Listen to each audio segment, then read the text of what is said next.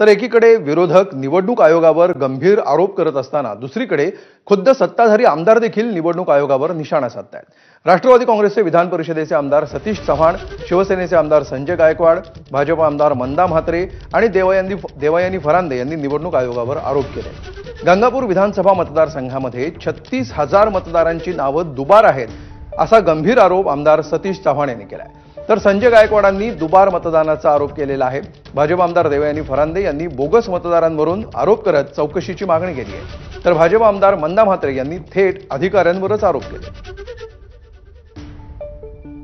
गंगापूर विधानसभा मतदारसंघात जवळपास 36,000 नावे दुबार आलेली आहेत।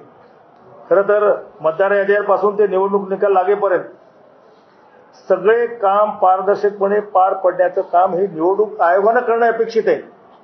त्यांच्या डिप्टीला महसूल खात्याची मशिनरी असते, परंतु ही दुबार नावे शोधण्याचं काम हे राजकीय पक्षांचे कार्यकर्ते करू लागलेत। आगामी बुलढाण्यामध्ये जवळपास कलेक्टर साहेबांना 4,000 डबलची नावं ही बोगस असल्याचं आम्ही कळवलेलं आहे, लेखी कळवलेलं आहे। महाराष्ट्र राज्याचे निवडणूक आयोग दिनेश वाघवणे साहेबांना मी फोन केला की अशा प्रकारचे बोगस नावं आहे आणि काही 30-30 वर्षापासूनचे लोक इथे राहून गेलेत, अधिकारी राहून गेलेत, त्यांचे देखील नावं तसेच आहेत आणि मृत्यू झालेले देखील।